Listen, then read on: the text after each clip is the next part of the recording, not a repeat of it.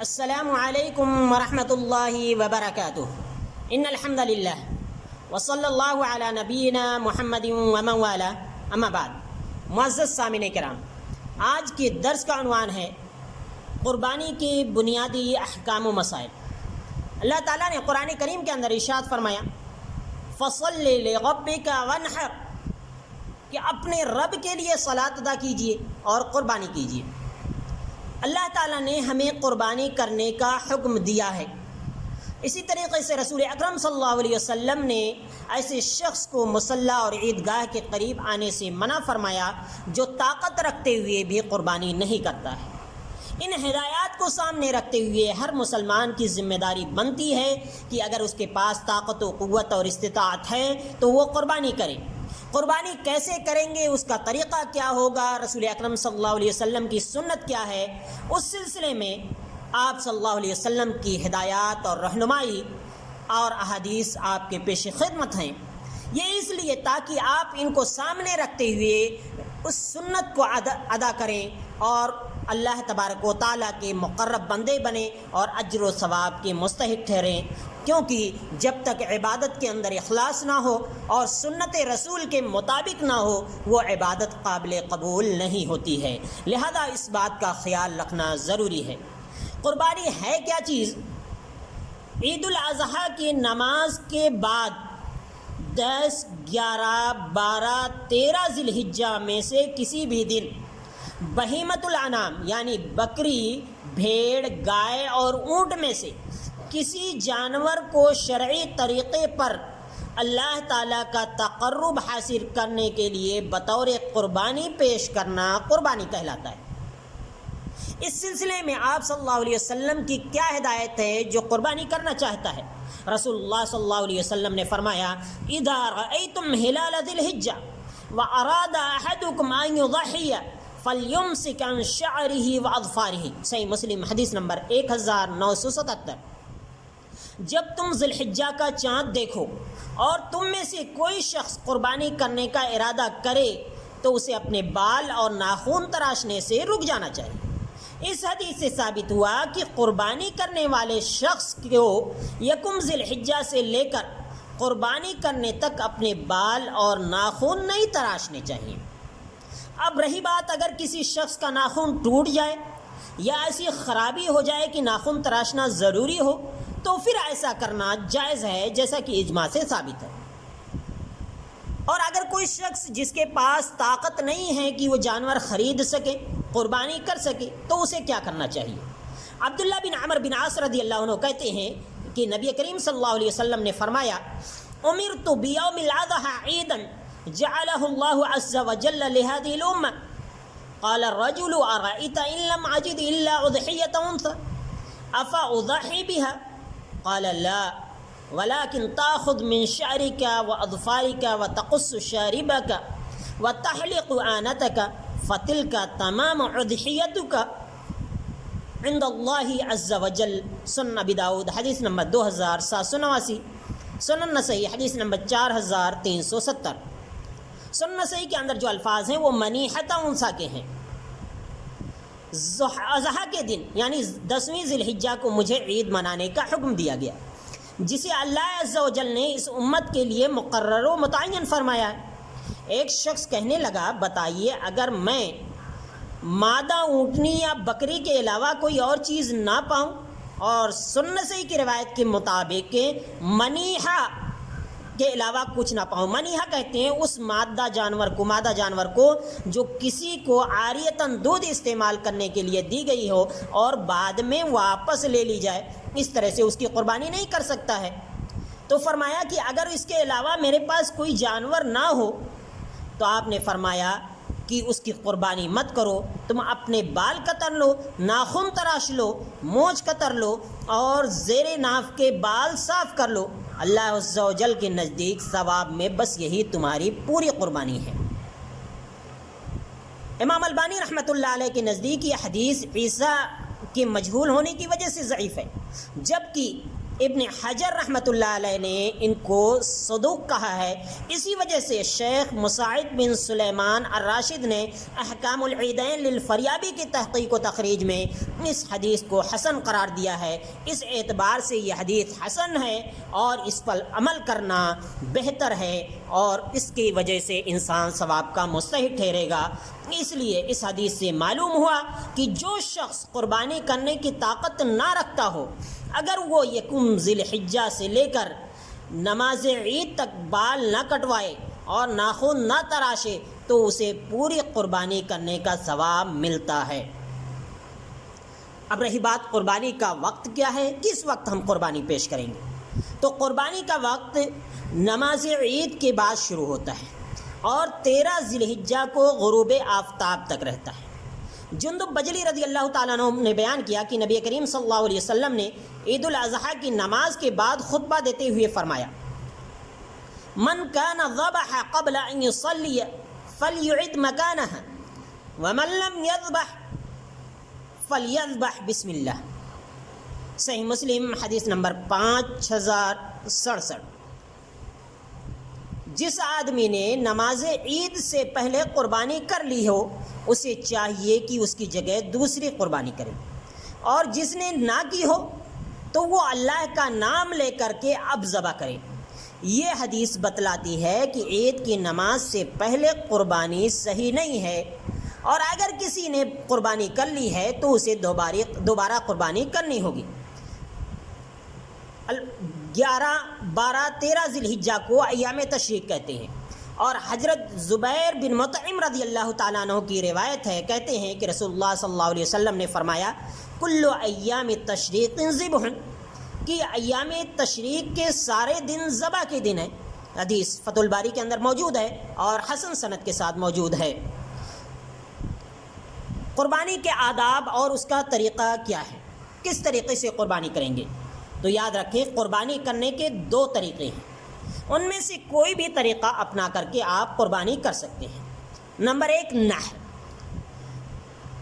جیسے اونٹ کا کرتے ہیں، اس کا طریقہ یہ ہے کہ اونٹ کو اس طرح کھڑا کریں کہ اس کی اگلی بائیں ٹانگ کو ران کے ساتھ ملا کر کے باندھ دیں اور 3 ٹانگوں پر اسے کھڑا کر دیں، پھر بسم اللہ اور تکبیر پڑھ کر کے اس کے سینے اور گردن کی جڑ کے درمیان والے گڑھے میں نیزہ، خنجر یا تیز دھار والا کوئی آلہ مارے جس سے اس کی شہرت کٹ جائے۔ اس طرح سے اس کی قربانی ہو جائے گی۔ دوسرا طریقہ ذبح کا ہے، ذبح کرتے وقت جانور کو قبلہ رخ لٹایا جائے، یہ سنت ہے۔ اگر غیر قبلہ بھی ذبح کر لیا گیا تو بھی کوئی حرج نہیں ہے، قربانی دینے والا خود سے ذبح کرے، اور اگر ذبح کرنا اس کے لیے مشکل ہو تو کوئی بھی اس کی جگہ ذبح کر سکتا ہے۔ جب جانور ذبح کرنے لگے تو چھری کو تیز کر لیں تاکہ جانور کو ذبح کے کم سے کم تکلیف محسوس ہو۔ زمین پر قبلہ رخ جانور لٹا کر تیز چھری سے اس کے گردن پر چلاتے ہوئے بولیں، بسم اللہ واللہ اکبر، جیسا کہ صحیح مسلم حدیث نمبر 1966 کے اندر یہ حدیث موجود ہے۔ یا اسی طریقے سے صرف بسم اللہ پڑھنا بھی ثابت ہے، اور اسی طریقے سے یہ دعا بھی پڑھ سکتے ہیں، بسم اللہ واللہ اکبر، اللہم ھذا منک ولک اللہم ھذا۔ اگر آپ اپنے طرف سے اپنا جانور کر رہے ہیں تو ایسی صورت میں اس کے بعد پڑھیں انی وعن اہل بیتی، اور اگر کسی دوسرے کی طرف سے کر رہے ہیں تو ان پڑھ کر کے اس شخص کا نام لیں اور اس کے اہل بیت کا نام لے سکتے ہیں۔ دعا پڑھنے کے ساتھ جس کے نام سے قربانی ہے اس کا نام اس طرح سے لیں گے۔ قربانی کے جانور کی شرائط کیا ہیں،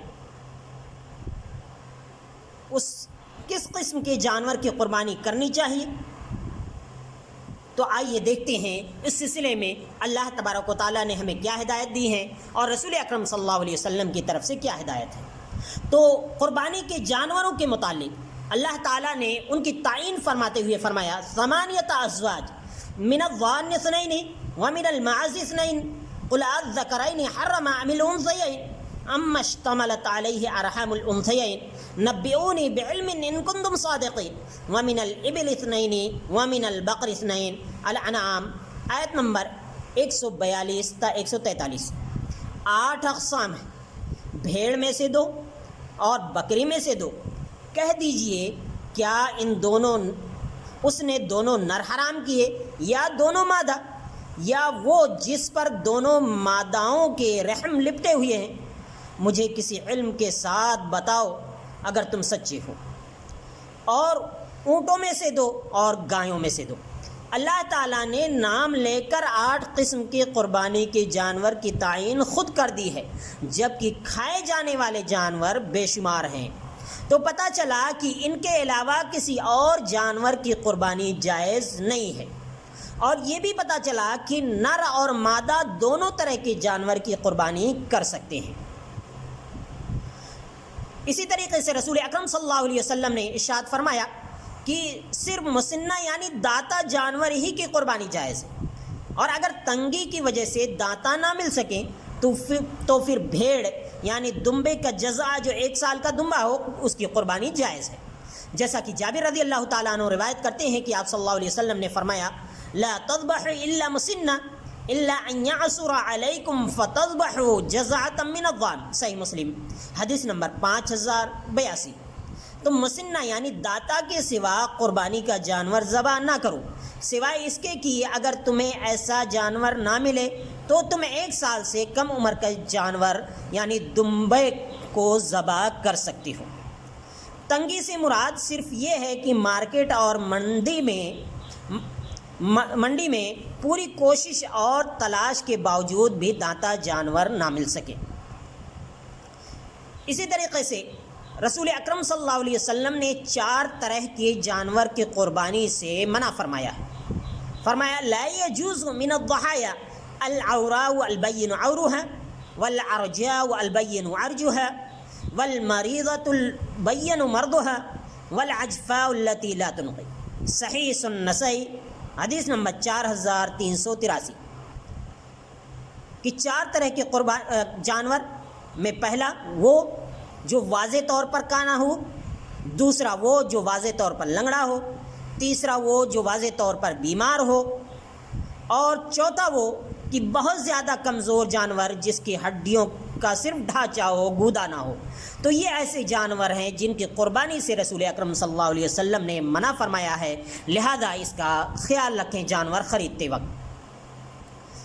علی رضی اللہ تعالیٰ عنہ کی ایک روایت میں آیا ہے کہ رسول اللہ صلی اللہ علیہ وسلم نے حکم دیا کہ ہم قربانی کے جانور میں آنکھ اور کان وغیرہ اچھی سے دیکھ لیں. یہ حدیث سنن ترمذی کے اندر موجود ہے، حدیث نمبر 1503، اور اس کو حسن صحیح قرار دیا ہے. اس پر اجماع ہے کہ اندھے جانور کی قربانی جائز نہیں ہے. اسی طریقے سے امام خطابی رحمہ اللہ نے فرمایا کہ اس حدیث جس میں 4 عیوب کا ذکر ہے، یہ دلیل ہے اس حدیث میں کہ قربانی والے جانور میں معمولی نقص اور عیب معاف ہے. اب رہی بات کہ ایک جانور کیا پورے گھر والوں کے لیے کافی ہے قربانی کے طور پر، تو عطا بن یسار کہتے ہیں کہ میں نے ابو ایوب انصاری رضی اللہ تعالیٰ عنہ سے پوچھا کیف کانت الضحایا علی عہد رسول اللہ صلی اللہ علیہ وسلم، فقال كان رجل يضحي بالشاة عنه وعن اہل بیته فیاکلون ویطعمون حتى طباها الناس فصارت كما ترى. صحیح سنن ترمذی حدیث نمبر 1505. رسول اللہ صلی اللہ علیہ وسلم کے زمانے میں قربانیاں کیسے ہوتی تھیں؟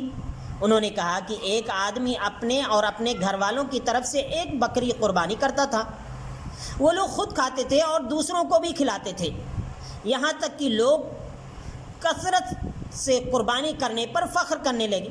اور اب یہ صورتحال ہو گئی ہے جو دیکھ رہے ہو، یعنی لوگ کئی قربانیاں پیش کرتے ہیں. تو گویا کہ یہ بکری کے اندر ایک شخص اور اس کے گھر والے پورے طور پر شریک ہو سکتے ہیں، یعنی ایک بکری اس کے اور پورے گھر والوں کے لیے کافی ہے. اب رہے قربانی کے بڑے جانور، تو بڑے جانور جیسے گائے، بیل اور اونٹ میں 7 اشخاص یا 7 گھرانے کو لوگ ایک حصہ لے کر شریک ہو سکتے ہیں. جابر بن عبداللہ رضی اللہ تعالیٰ عنہ کہتے ہیں اشترکنا مع النبی صلی اللہ علیہ وسلم فی الحج والعمرہ كل سبعة في بدنة فقال رجل لجابر أشترك في البدنة ما يشترك في الجزو قال ما هي إلا من البدن. صحیح مسلم حدیث نمبر 1318. حج کے موقع پر ہم نبی صلی اللہ علیہ وسلم کے ساتھ تھے اور ہم فی اونٹ 7 آدمی شامل ہوئے. ایک شخص نے جابر رضی اللہ تعالیٰ عنہ سے دریافت کیا کیا گائے میں بھی 7 آدمی شریک ہو سکتے ہیں؟ تو جابر رضی اللہ تعالیٰ عنہ نے کہا کہ گائے بھی اسی کے حکم میں ہے، یعنی اس میں بھی 7 حصے لگا سکتے ہیں. البتہ اونٹ میں 10 آدمی بھی حصے دار ہو سکتے ہیں. اگر کوئی ایک سے زائد حصہ رکھنا چاہے یا اکیلا ہی قربانی کرنا چاہے تو یہ اس کی مرضی پر منحصر ہے. عبداللہ بن عباس رضی اللہ تعالیٰ عنہ کہتے ہیں کننا مع رسول اللہ صلی اللہ علیہ وسلم فی سفر فحضر الاضحى فاشترکنا فی الجسور عن 10 والبقرة عن 7. سنن ابن ماجہ حدیث نمبر 3131 حدیث صحیح ہے. ہم رسول اللہ صلی اللہ علیہ وسلم کے ساتھ ایک سفر میں تھے کہ اتنے میں عید الاضحیٰ آ گئی تو ہم اونٹ میں 10 آدمی اور گائے میں 7 آدمی شریک ہوئے. جہاں تک بات میڈھا بکرا بکری کا ہے تو یہ ایک گھر کے پورے افراد کے لیے کافی ہے جیسا کہ اوپر ذکر کیا گیا، لیکن اس میں دوسرے گھر والے کی طرف سے شرکت نہیں ہوگی. اب رہی بات قربانی کے کھال، ہم اس کا کیا استعمال کیا مصرف ہے، تو مسکینوں میں اس کے کھال تقسیم کر دی جائے گی. ذبح کرنے والے یا قصاب کو اجرت میں قربانی کی کھالیں دینا جائز نہیں ہے. اسی طرح سے اجرت میں قربانی کا گوشت دینا بھی جائز نہیں بلکہ حرام ہے. علی رضی اللہ تعالیٰ عنہ کہتے ہیں کہ نبی صلی اللہ علیہ وسلم نے انہیں حکم دیا ان یقوم علی بدنہ وان یقسم بدنہ کلہا لحومہا وجلودہا وجلالہا ولا يعطي في جزارتها شيئا. صحیح بخاری حدیث نمبر 1717 کہ آپ صلی اللہ علیہ وسلم کی قربانی کے اونٹوں کی نگرانی کریں اور یہ کہ آپ صلی اللہ علیہ وسلم کے قربانی کے جانور کے ہر چیز گوشت چمڑے جھول خیرات کر دیں اور قصائی کی مزدوری اس میں سے نہ دیں.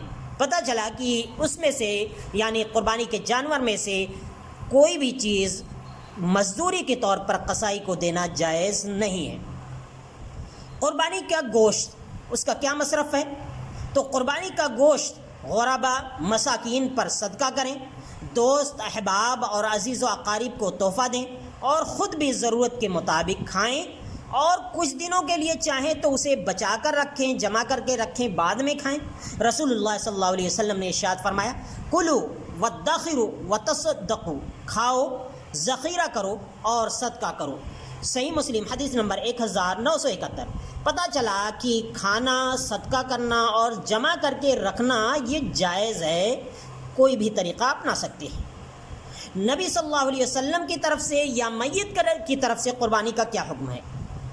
نبی کریم صلی اللہ علیہ وسلم کی طرف سے قربانی دینے کا کوئی ثبوت نہیں ملتا ہے. اسی طریقے سے میت کی طرف سے بھی قربانی دینے کا کوئی ثبوت نہیں ہے.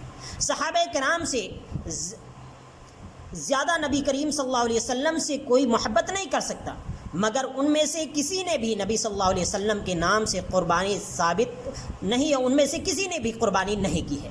جو لوگ نبی صلی اللہ علیہ وسلم کے نام سے قربانی کرنے کا جواز پیش کرتے ہیں ان کا استدلال ایسی روایات سے ہے جن میں نبی صلی اللہ علیہ وسلم نے اپنی جانب اور امت کی جانب سے قربانی کی.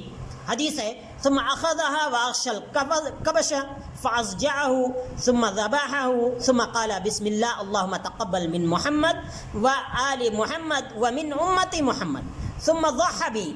صحیح مسلم حدیث نمبر 1967. اور آپ صلی اللہ علیہ وسلم نے میڈھا پکڑا، اس کو لٹایا، پھر اس کو ذبح کیا، پھر فرمایا اللہ کے نام کے ساتھ اللہ اسے قبول فرما، محمد صلی اللہ علیہ وسلم کی طرف سے اور آل محمد صلی اللہ علیہ وسلم کی طرف سے اور امت محمدیہ کی طرف سے پھر قربانی کی. اس حدیث سے یوں استدلال کیا جاتا ہے کہ امت محمدیہ میں زندہ مردہ دونوں شامل ہیں، لہذا نبی صلی اللہ علیہ وسلم کی طرف سے قربانی کر سکتے ہیں اور مردوں کی طرف سے بھی. حالانکہ یہ استدلال درست نہیں ہے، یہ صحیح نہیں ہے، کیونکہ یہاں پر امت محمدیہ سے مراد زندہ لوگ ہیں، مردہ لوگ نہیں. اس بات کی تائید اس روایت سے بھی ہوتی ہے جس میں امن لم یضحی من امتی، کہ جس نے میری امت میں سے قربانی نہیں کی، گویا آپ نے اپنی امت کے ان اشخاص کی طرف سے قربانی کی جو قربانی نہیں کر سکتے تھے، قربانی کرنے کی طاقت ان کے پاس نہیں تھی۔ اور اگر امت محمدیہ میں فوت شدہ لوگوں، مرے ہوئے لوگوں کو بھی شامل کر لیا جائے تو اس میں ان کو بھی شامل ماننا پڑے گا جو ابھی پیدا ہی نہیں ہوئے ہیں۔ اس لیے میت اور نبی صلی اللہ علیہ وسلم کی طرف سے قربانی کرنا ثابت نہیں ہے۔ اسی طریقے سے ایک روایت ہے جو علی رضی اللہ تعالیٰ عنہ سے ہے، وہ پیش کی جاتی ہے کہ انہ کان یضحی بکبشین احدہما عن النبی صلی اللہ علیہ وسلم والآخر عن نفسی فقیل له فقال امرنی به یعنی نبی صلی اللہ علیہ وسلم فلا ادعو ابدا۔ ضعیف سنن ترمذی حدیث نمبر 1495۔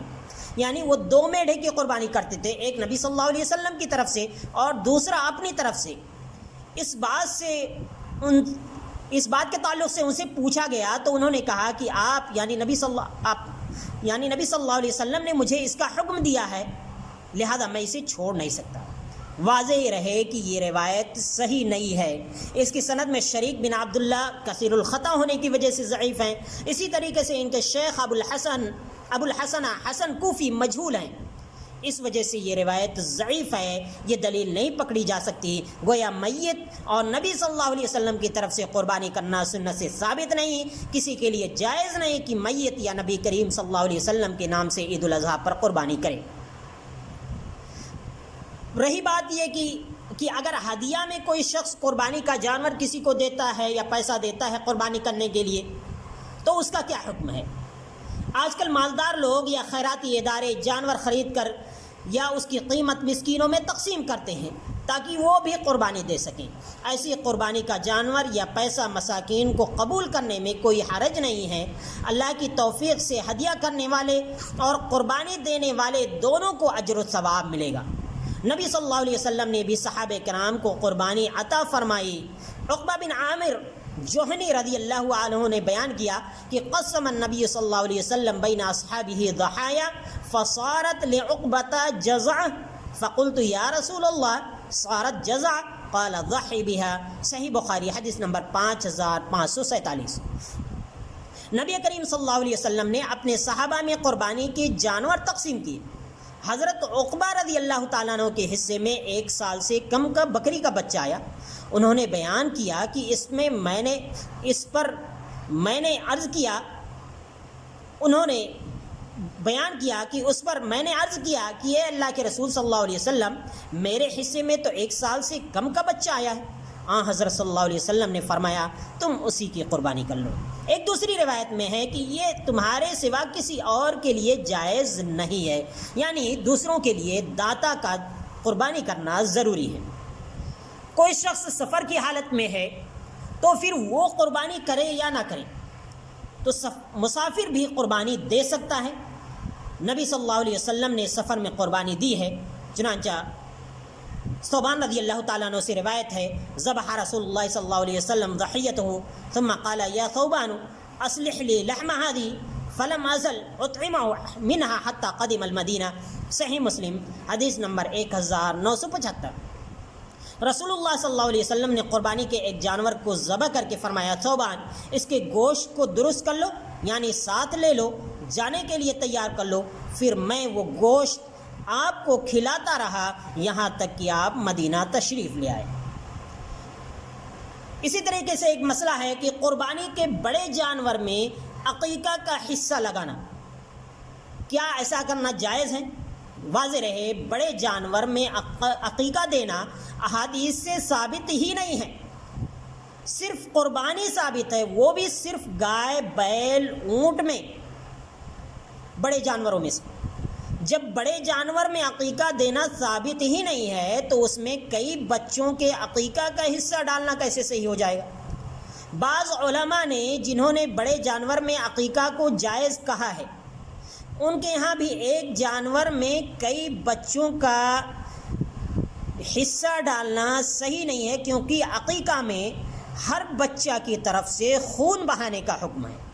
سلمان بن عامر الضبی رضی اللہ عنہ کہتے ہیں کہ رسول اللہ صلی اللہ علیہ وسلم نے فرمایا مع الغلام عقیقۃ فاحرقوا عنہ دما وعمیتوا عنہ الاذى، صحیح ترمذی حدیث نمبر 1515۔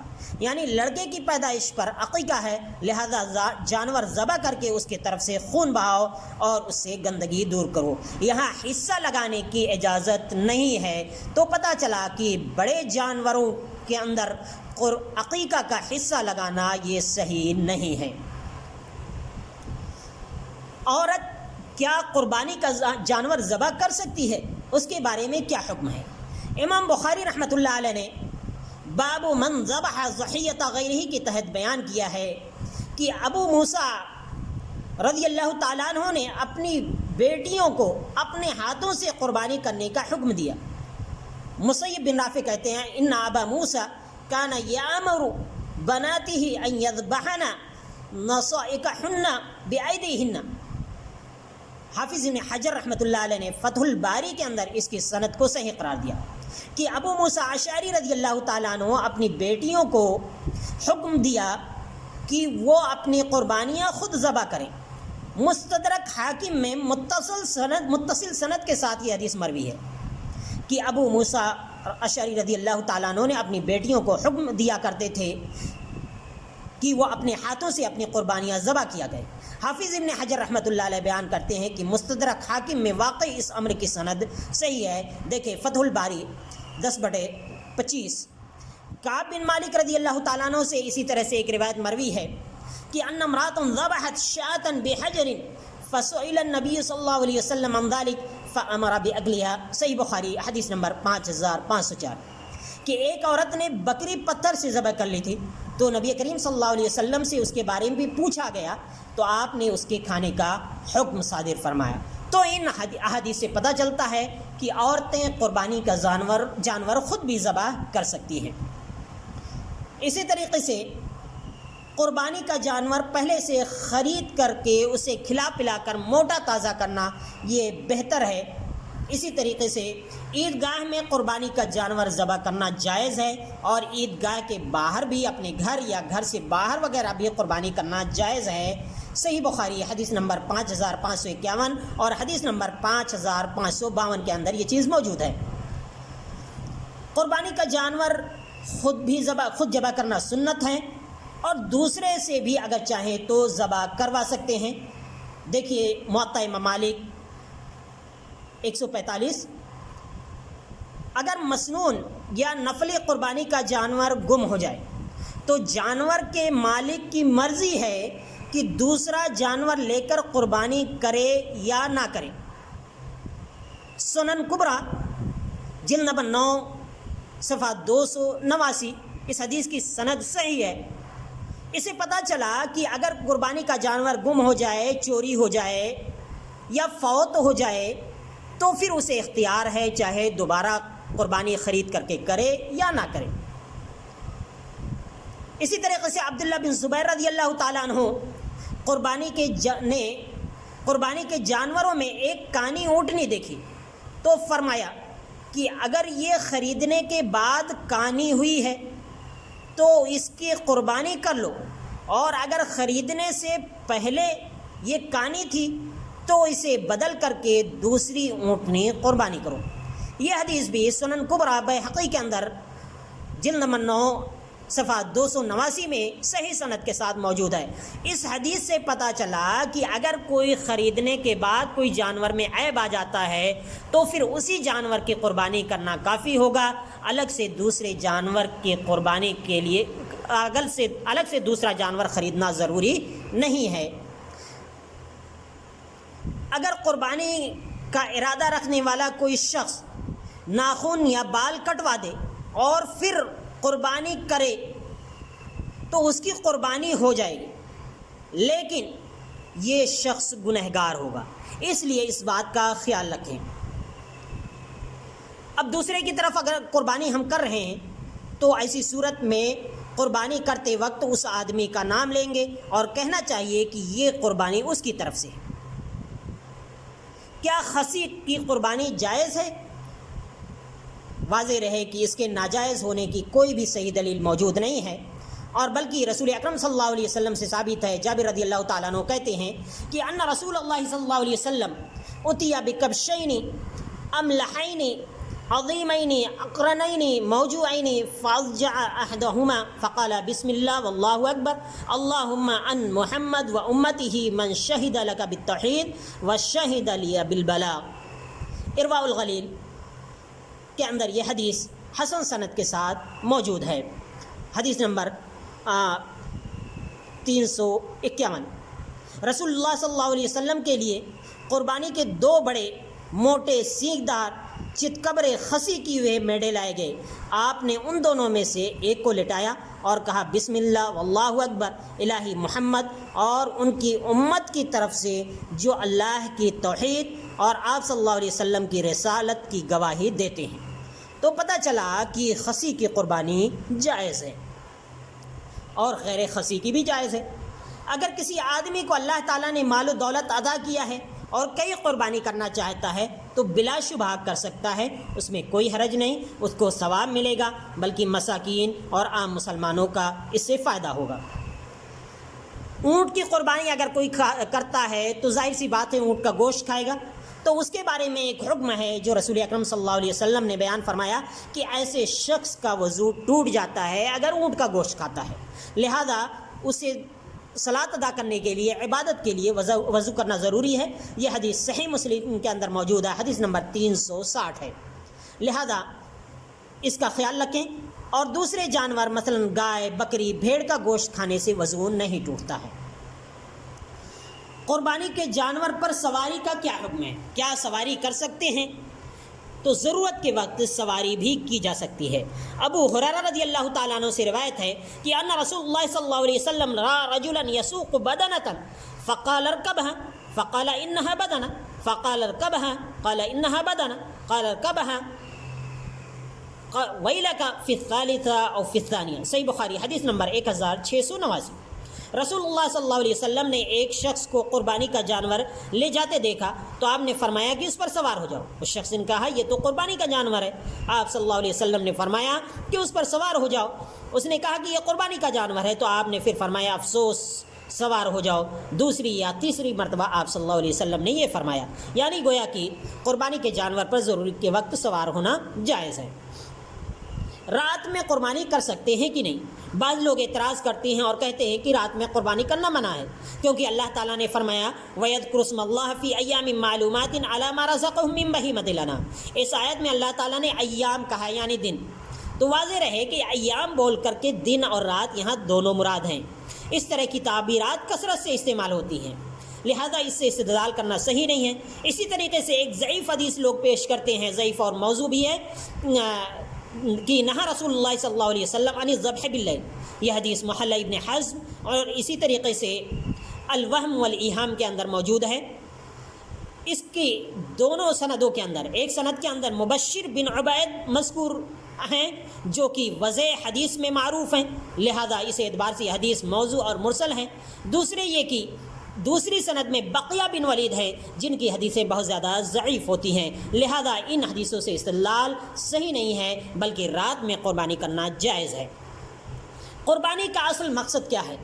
اللہ تعالیٰ نے جیسا کہ قرآن کریم کے اندر ارشاد فرمایا لَن يَنَالَ اللَّهَ لُحُومُهَا وَلَا دِمَاؤُهَا وَلَكِنْ يَنَالُهُ التَّقْوَى مِنْكُمْ، کہ اللہ تعالیٰ کو نہ تو اس کا گوشت پہنچتا ہے نہ ہی اس کا خون پہنچتا ہے، بلکہ اللہ تعالیٰ کو تمہارا تقوی پہنچتا ہے جو دل کے اندر ہوتا ہے۔ تو اس کو یاد رکھیں کہ ہم قربانی تقوی کی غرض سے کریں، اور ہمارا مقصد حصول تقوی ہونا چاہیے، اور اللہ تعالیٰ سے ڈرتے رہنا چاہیے، اور ڈرتے ہوئے قربانی کریں اور اللہ تعالیٰ کی رضامندی حاصل کریں۔ اللہ تعالیٰ سے دعا ہے کہ الہ العالمین تو ہماری قربانی کو قبول فرما اور ہمیں سنت کے مطابق اخلاص کے ساتھ قربانی کرنے کی توفیق عطا فرما۔ آمین۔ وآخر دعوانا الحمدللہ رب العالمین۔ السلام علیکم ورحمۃ اللہ وبرکاتہ۔